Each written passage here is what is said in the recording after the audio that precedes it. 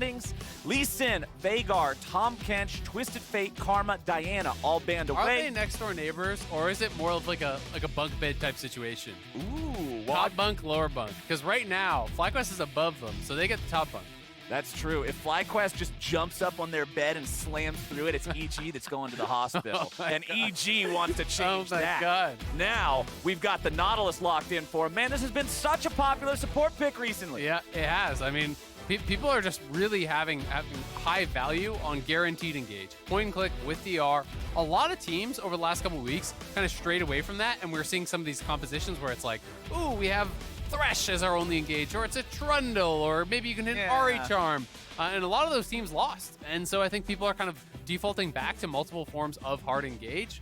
Nautilus, one of the premier ones for that. Notably, Veigar banned out. Both of toucouille's games on the Veigar were really, really good.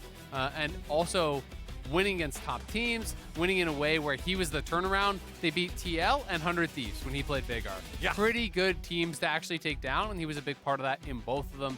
Has been very, very consistent on the champion. I think just overall, toucouille has been really tough to punish. That's one of the things that is so strong about him, is that he doesn't often fall prey to jungle ganks. He doesn't often lose his lane, and he's very consistent in team fights. It's kind of hard to find much to fault about him. Jojo, I think, is an incredibly strong laner, very aggressive. He gets the maximum in these matchups, but he has often been punished more when it comes to the positioning in the team fights in the later stages of the game. And that's, I think, what people are pointing at as something that he could maybe clean up. Yep, so our first round of picks for FlyQuest is going to be the Zeri that we've seen so much of. Hecarim, powerful jungler, often banned away, but JoseDeodo gets to pilot that one.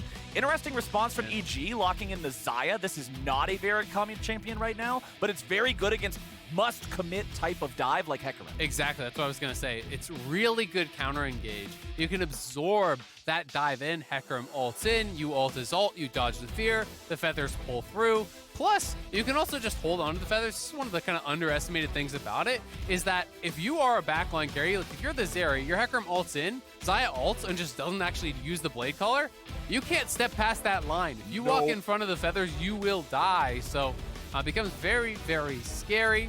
They're going to go with the Ahri here, third pick. So while it is blind, they can ban out some of the matchups that they don't really want to play into. Jojo, again, very good, aggressive laner here. Taking out the LeBlanc, I think, makes a lot of sense. Had a good game on that. Something like the Rise as well, perhaps, you want to ban out. He has been his number one pick, has been something he likes to play through sides on, and I think fits pretty well into their composition. So be interested to see if that is going to be left up here.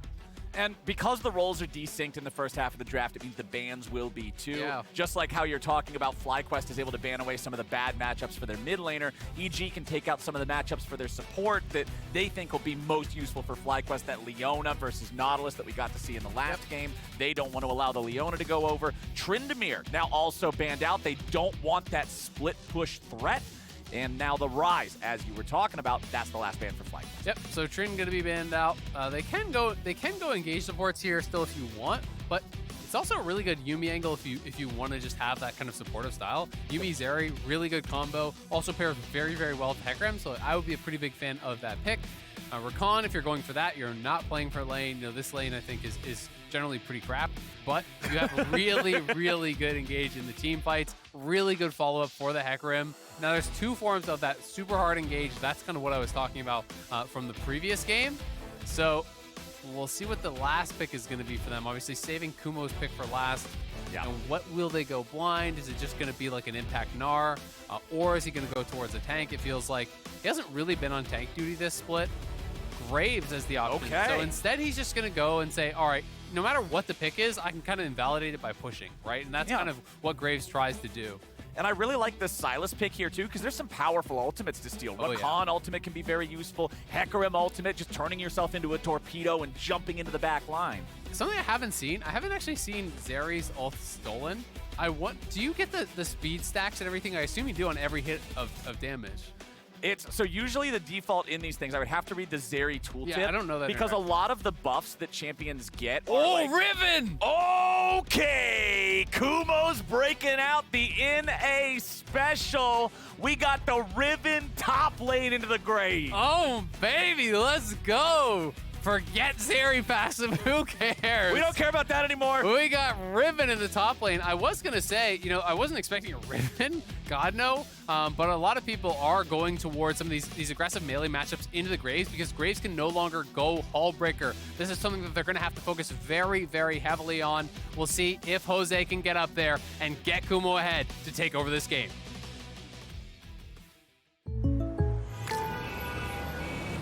What's going on? Jake from State Farm, the perp just confessed. I think. I don't know. What? Oh, can't afford streaming anymore, so here we are. Oh, don't give up what you love. State Farm has options to personalize your policy so you get a rate that fits your budget. Oh, that's great. The subtitles would be nice. For surprisingly great rates that fit any budget, like a good neighbor, State Farm is there. Call or click to get a quote today.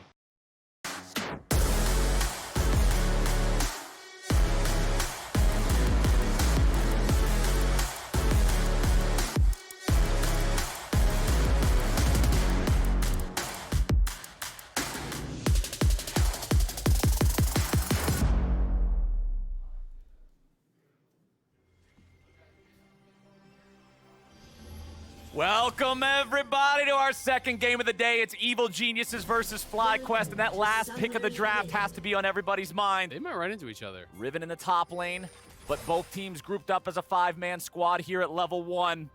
Oh, neither side is aware of the other side. This is the best type of invade. Just give me that full 10-man bloodbath. I was going to say, does FlyQuest try to clear out their own jungle? No, they're actually going to invade for vision on the red here. This is potentially pretty interesting. They're actually, wow, they're fully committing to this. Now they're trying to wrap around and they're saying, ooh, maybe Kumo's in Tribrush, right? And if he is, you would never expect the 5-man wrap around as you're holding point on that Tribrush, but of course he is not. It is not going to be any blood spilled here at level 1. But I do like the attempt.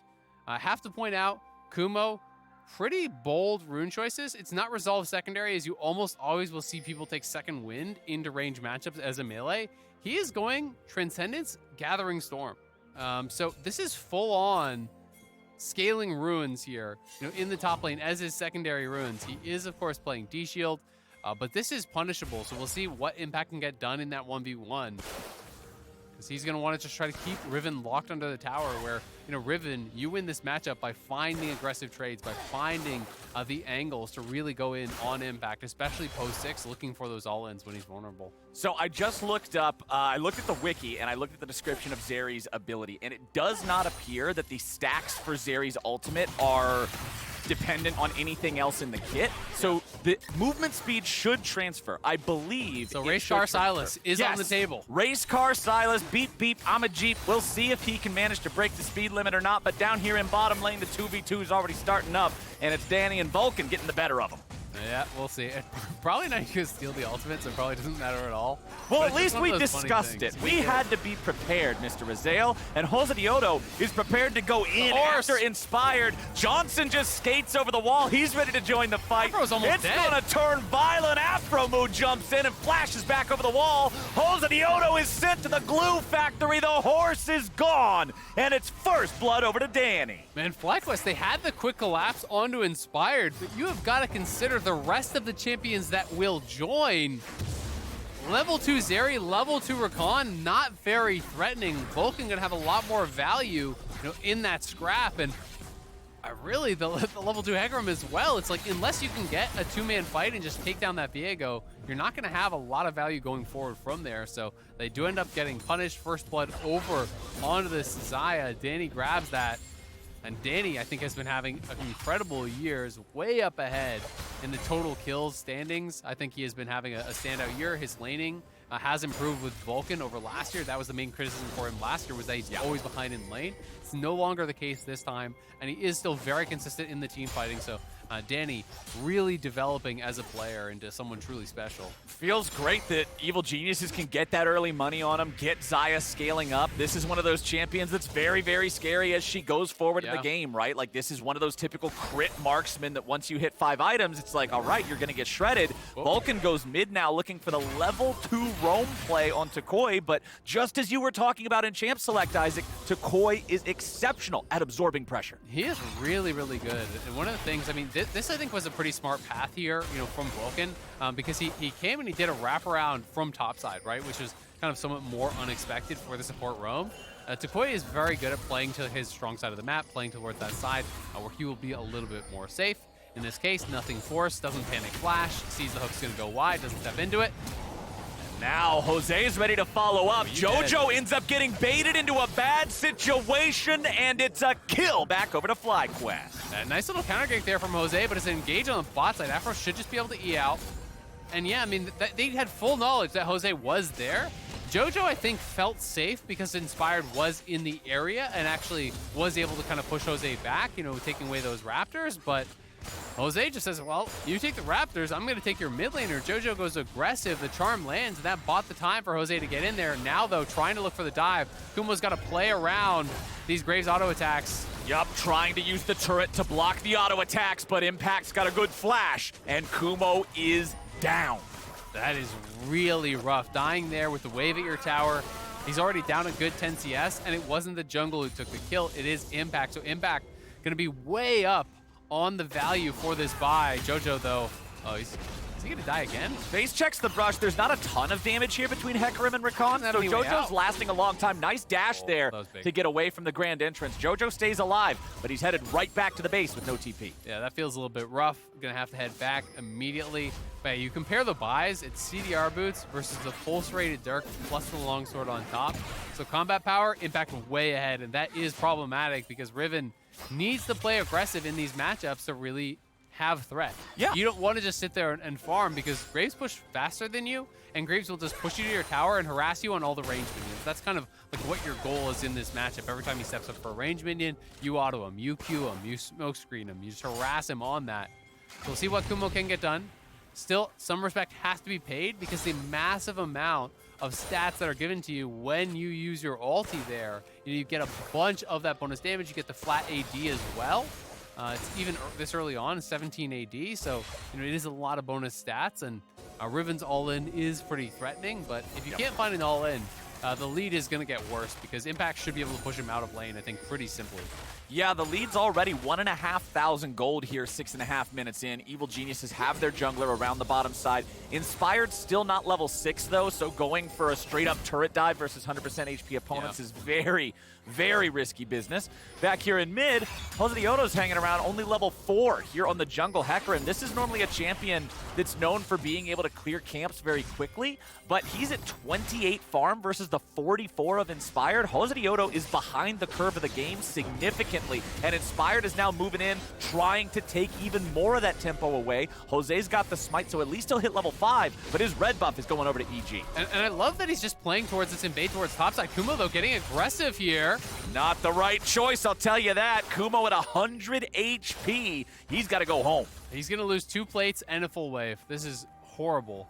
EG just playing aggressively towards those Raptors because you invade topside, and guess what that does to Riven? There's no wards in this entire section of the map here, for FlyQuest. So as soon as you see Jose get pushed out off his Raptors, you're like, well, am I going to get dove? You got to play safe.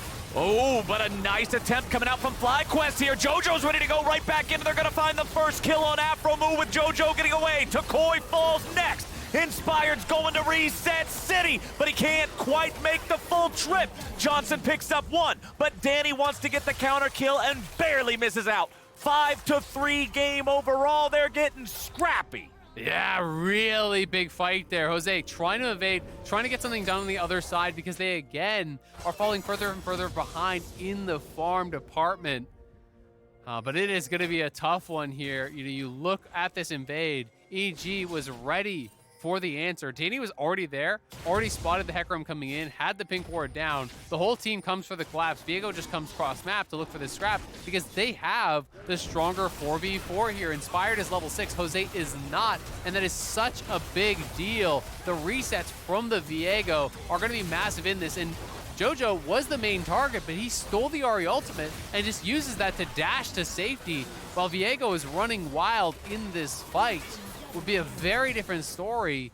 if the junglers were even leveled. If Hecarim has ulti there, that's potentially a one fight on the other side, but that is the advantage that Inspired has given his team. Yeah, and you can see total gold on the side right there. It's Impact and Inspired that are Kumo. 500 gold out ahead. Almost passing him. Yeah, Kumo is just nothing but pain and suffering here in top lane. The Riven is going to seriously struggle, because also, worth talking about with Riven, because last game, you know, we were looking at champions like Ornn and like Gnar that have this ability to always be impactful with initiations. Riven doesn't have that. Riven doesn't do a thing besides damage. Yep. Like, Q does damage, passive does damage, W does a nice damage. little W max, you know, Yeah, stuns. Yeah, just stun bot Riven. This is definitely, this is totally gonna work. Frozen Nothing Heart bad is could the happen. move. Yep, it's rough times for Kumo in top lane. Aphromoo loses half HP as Vulcan finds the engage from the brush, and everything's coming up EG right now. Yeah, absolutely. To be fair, Jojo is also having a rough go of it. He was barely ahead on gold over Kumo, but you know, I do think it's kind of less important overall for him to be as much ahead, and he does actually have some utility with the Soul and ultimates. He can be a force of engage. You steal away Afro's ult or Jose's ult. You do have some pretty strong engage yourself. And Sylas, I just think, scales a lot better than the Riven as well. We'll see, though, what Kumo can get done. I mean, the initial death was already rough, and then when he gets pushed out, and he loses multiple plates, he's going to be down a lot more on farm, and you know, he went these greedy runes that did get punished pretty heavily. You know, it's tough to kind of say, like, ooh, if you go back in time and he takes Resolve and he goes second wind, is he low enough to get dove?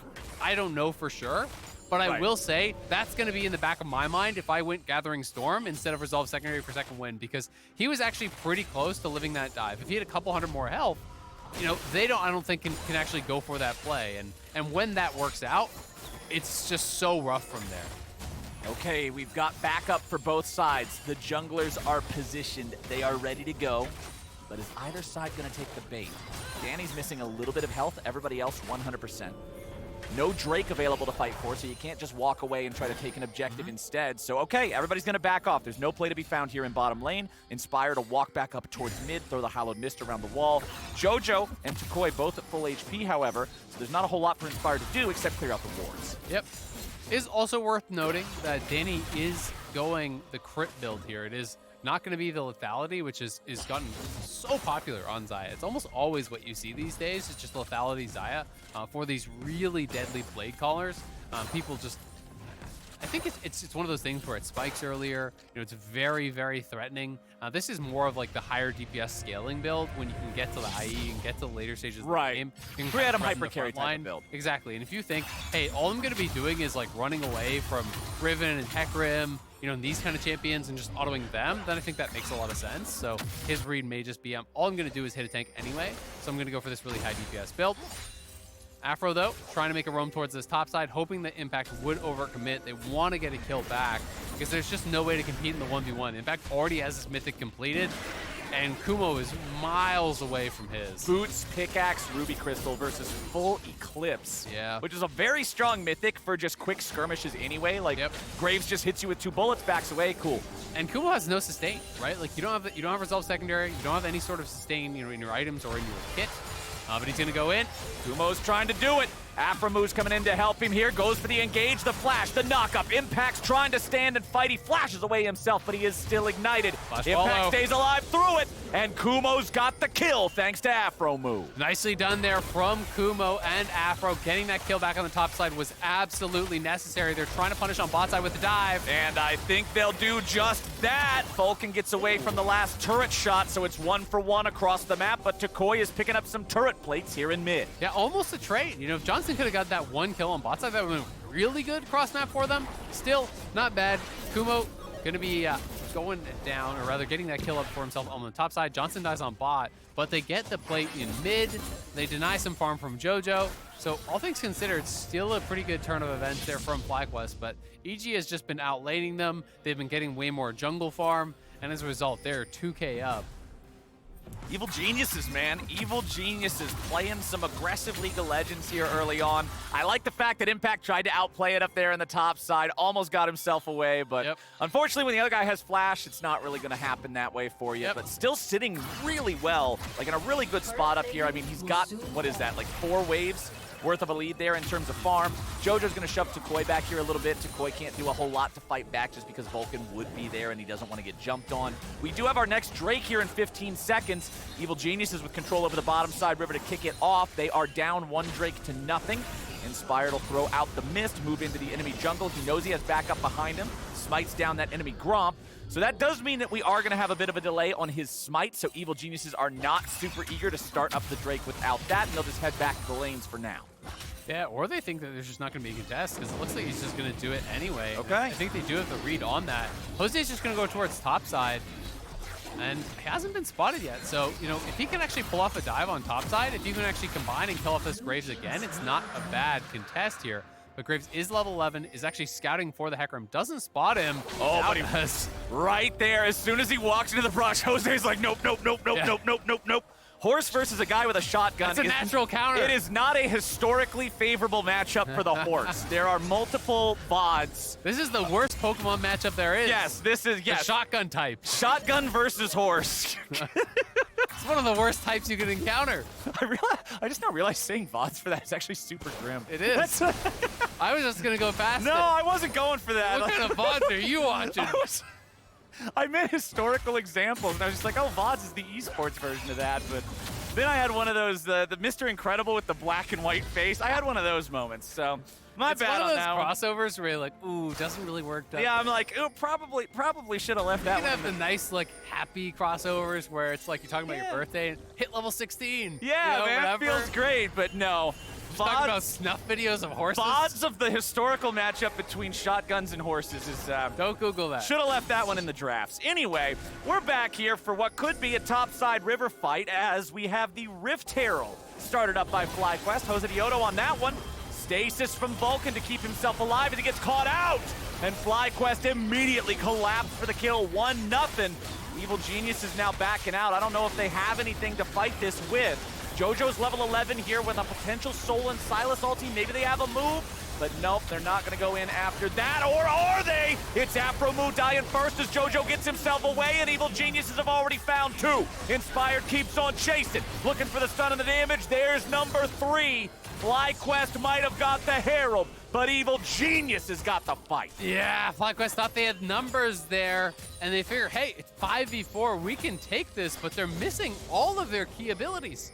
Look at the ulti cooldowns on the right side of your screen. They have nothing. And you spent a lot to kill off Vulcan. So yes, it is 5v4. Let's actually track what all they spent to kill off this support here. So obviously the initial charm comes through, they get the stopwatch. Jose wants to secure the kill, so goes in with the ulti. The Rakan ulti is committed, the Zeri ulti is committed, Kumo's ultimate was also committed. All 5 ultis were actually spent there.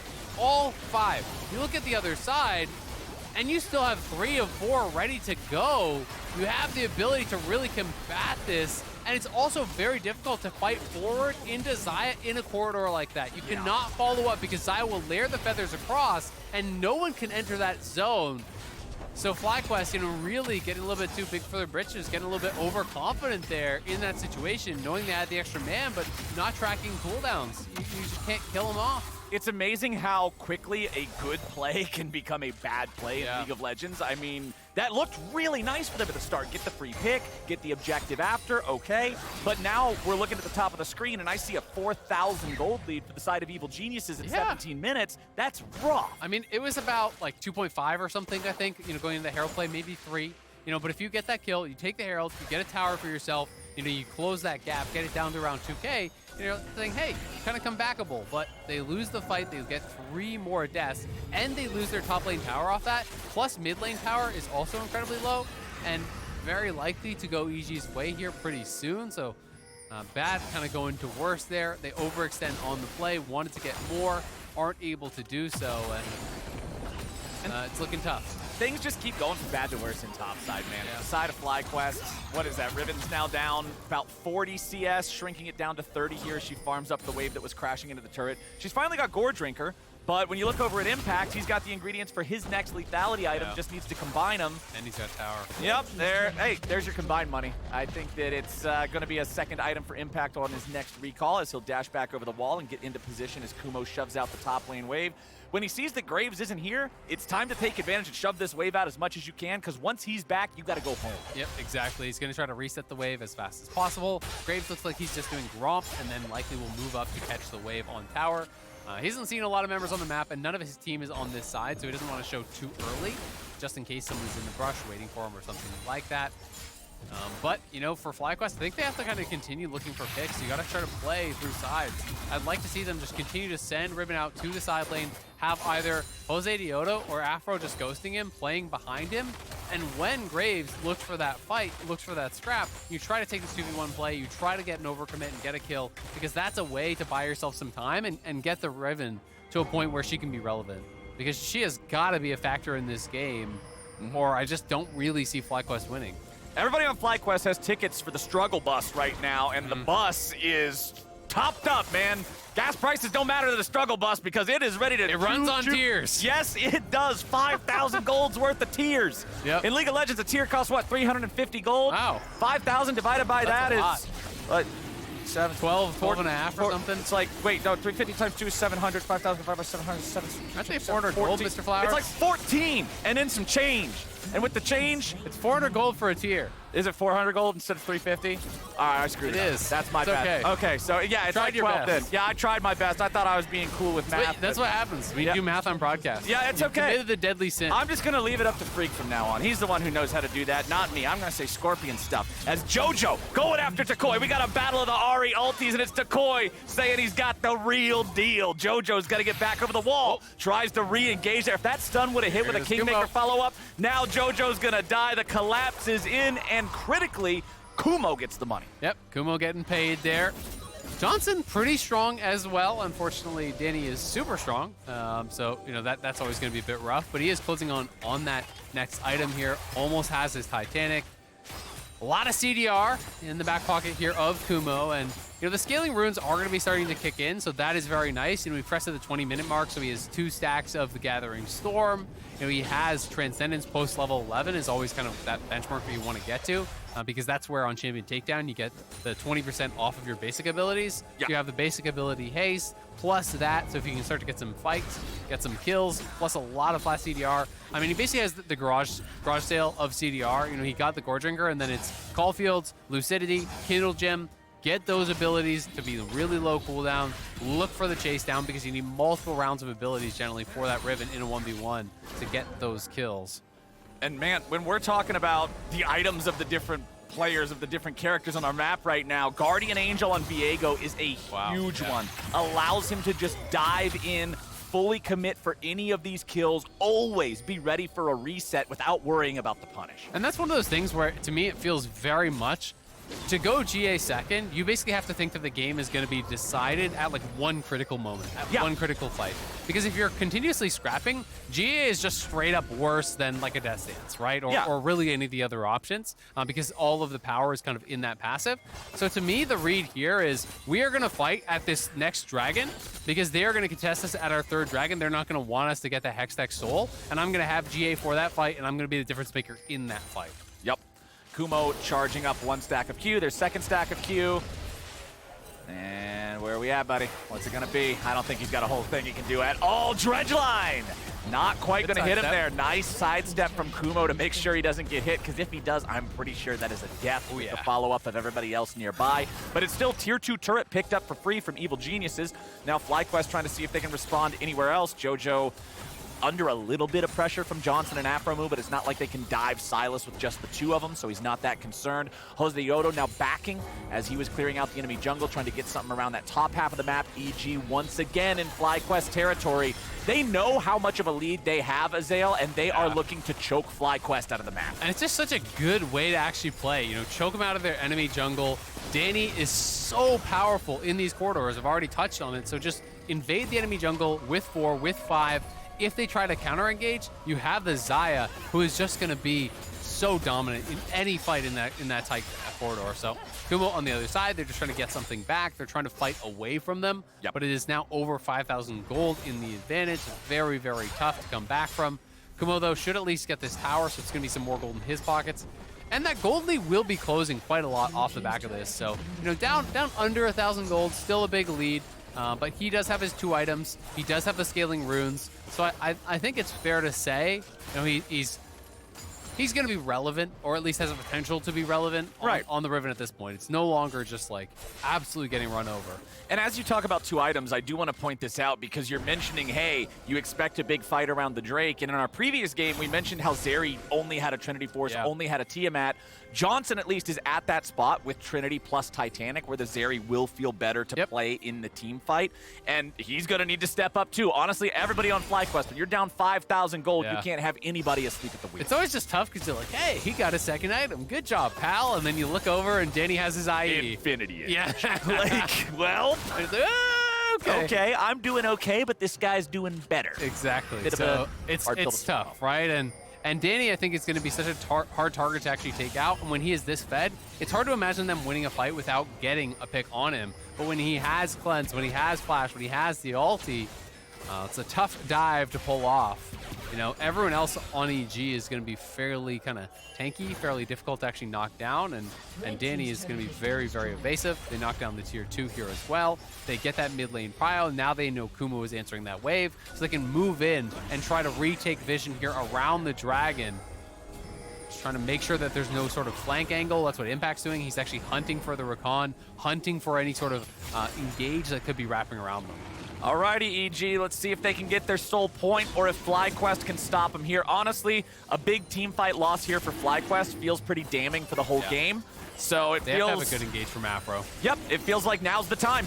What's it going to be? Drake's already been started. Inspired's not worried about it. Viego has plenty of sustain. The Drake is already secured by EG. Aphromoo coming around from the side, and Kumo's already down. Jojo bought time, and the stasis is going to make sure this fight does not stop going EG's way. Jojo with a 2nd stasis afterwards, and EG gets 2. They get the Drake, and they get out. Yeah, EG was so ready for that fight. GA on Inspired, Zhonya's plus stopwatch on Jojo, so he could go super aggressive for it. EG had the read. They knew FlyQuest was going to try to make their stand at that fight. They prepared for it, they bought for it, and they absolutely crush them. They're going to get the Baron off of this, and this one feels over. Yep. When you're looking at things like this, I mean, you're going to get 1,500 from Baron, so there's your gold lead at 7,500 with a soul point. For the next 3 minutes, you've got the Baron, and it came off of this play. Yep, it's going to be on the wraparound here. Aphro trying to find the angle, trying to get him, but Danny was so fast on that ulti from the Xayah. So really, you only get Jojo, and Jojo just goes into double stopwatch. He was fully ready for it. Double stopwatch. He has the Ahri ultimate as well, so very difficult to actually take him down. The Riven gets focus fired out immediately, and Inspired takes over the Riven, gets more done than I think we're going to actually see from Kumo in this one. Yeah, and we got to see Impact's reaction at the end of that one, because at the very start of that fight, when Kumo was trying to perform his part of the pincer attack, Impact just found him there with about, you know, couple slugs full of a good time, just took out half his health bar before the Riven even makes it into the main melee, and that's why Kumo evaporated, right? Yeah. Like, there's not a lot you can do against a Graves that's this fed, and now Evil Geniuses is looking to probably just end our game before 30 minutes. They've got the Baroned up wave crashing into the top lane inhibitor turret. Cannon minions, 2 of them, putting the damage into that one, even if nobody else can get close. Inspired bringing up the wave in mid to create the 2nd point of pressure. Tier 3 turret dies in top, and he engages immediately there to follow up, but it is going to be Vulcan who dies first, traded away for Aphromoo. Both supports are off the table. FlyQuest will continue the defense now as EG tries to back away. Danny calls back the feathers. Meanwhile, the mid lane wave still unanswered. Kumo rotates over to that one now, as Inspired's going to be left to deal with him. Kumo jumping forward, looking for the Evil Geniuses jungler. That was the ult. And yes, he's used the ultimate. Now that Kumo doesn't have that, the threat of the Riven here after the fades away is going to be so much less. Jojo and Inspired both get stunned up. Jojo goes for the stun of his own, but he doesn't quite have the distance to land it. Minions continuing to put the damage into the mid lane tier 3 turret, but they can't get that one down in time, so EG backs away from this. It's a 1-to-1 kill trade, but damage has absolutely been done to the base. Top lane inhibitor is gone. Mid lane inhibitor turret significantly hurt. Yep, and as you go reclaim vision in your jungle, you're going to find every camp is gone. They took away camps on both sides of the map. It's one of the worst feelings as a jungler when your team is losing and go out hoping to get some scraps. There's nothing there for FlyQuest to pick up. The gold lead extended even further. They go back. They're completing even more items now. Anathema's chains here is the purchase for Inspired. And I can pretty much guarantee that's going to be linked to Johnsun, because that's probably the only way that FlyQuest could actually win this game, is with Zeri really popping off. So I think it's a pretty intelligent buy, but more completions coming through. Cyrilda's now done as well for Impact. EG closing in, looking to try to finish this one out. This is the last wave of Baron power.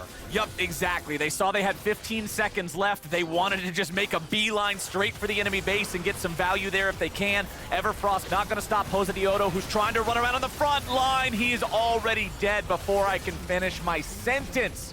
Evil Geniuses, 5v4 in the enemy base. Second inhibitor is now down. Baron may have disappeared, but the threat of the EG push has not. toucouille lands a charm onto Inspired, but there's no way to follow up. Super minions flow into the side lanes as EG sets up to take down what could be the last inhib in the very end of the game.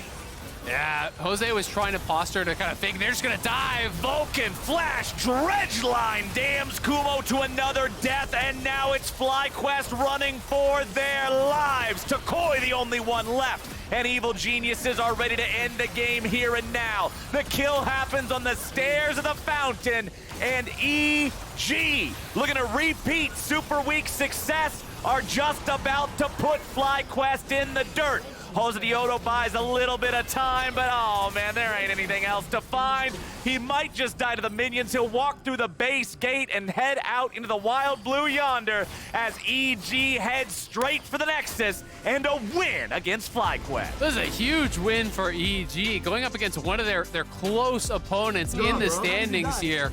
Playing this one out really, really well. Felt like he was in control, start to finish for them.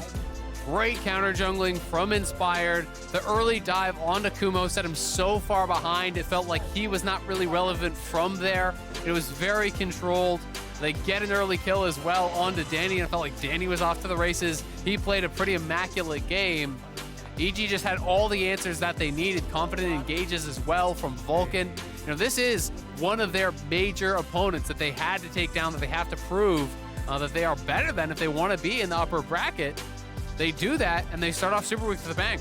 EG looking good, man. This is, I mean, we heard about them, Vulcan specifically talking about momentum before this game, right? Especially when you've got the extra day, when you're used to playing 2 days, and now you've got to add that extra. Okay, we got to make sure we got the strong mental. We got to make sure we got the hands ready to go for another day. Starting off with the dub feels so good. I mean, that's one of the things, man, is regular season be damned, going into playoffs, everything restarts, right? So if EG are able to have a really good Super Week, if you can finish off, if you can have a 3-0 going into playoffs, your mental is going to be in such a good spot. You're going to be feeling so confident, and anyone going up against them is going to be pretty scared no matter what the seeding is. Right, because, you know, you look at the seeding, you're looking at the past 8 weeks of play. Yep. Hey, some of those losses might have been earlier. Some of those losses might have been like a throw, like what we were talking about before against the game with CLG or whatever.